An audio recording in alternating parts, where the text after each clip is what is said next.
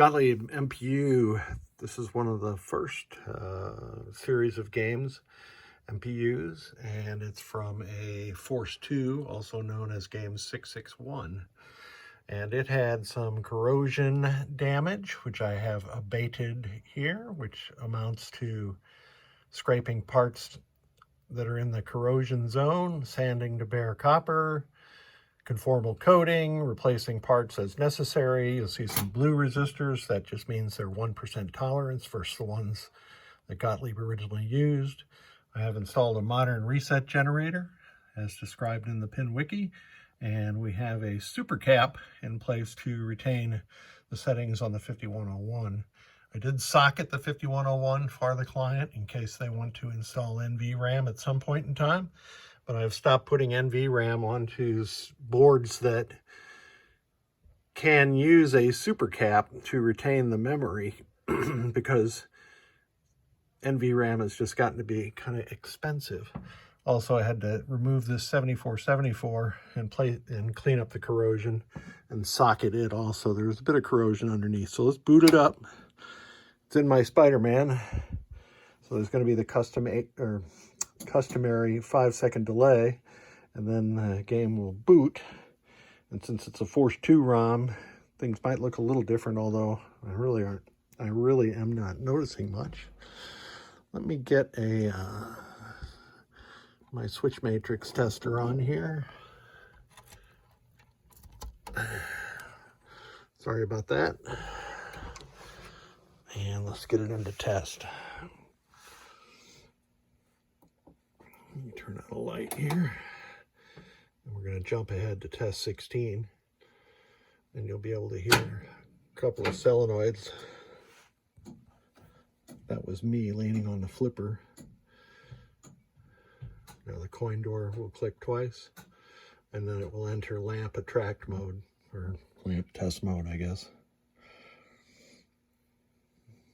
And you can see that all lamps are being driven. I also repaired the driver board for this game. It had a shorted transistor at Q13, which means lamp 14 on the Force 2 game would not have worked. Advancing to the coil test.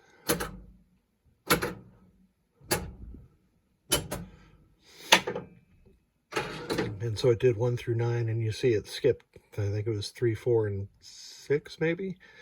Those are the coin counter relay drives, which Gottlieb chose wisely to not pulse those during test. It also means that 3 of the transistors on the top left corner of System 80, not 80B, driver board can be repurposed. I waited too long. And can be moved around, and I did do that, in fact, on this for this driver board.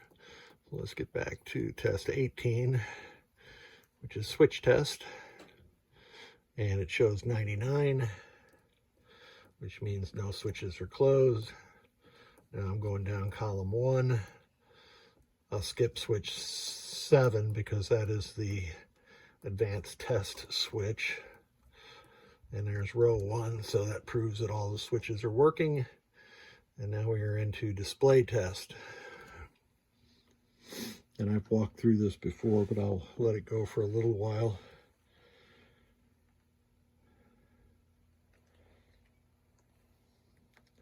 Too much glare. It's important to let the test at least go through the ones, because the ones are driven differently than every other digit that the displays put up. You'll note also in player 1, I've got a 7-digit display. I was converting this game over to 7 digits, and I need to really get back on that job. So let it go through the 4s, and by the time it completes the 4s, it means that all the digits have been exercised. And the next test, test 20, is a memory test. And 99 means everything is working correctly. So this MPU, along with its driver board, are good to go. Thank you, Rob, for sending them. I really appreciate it.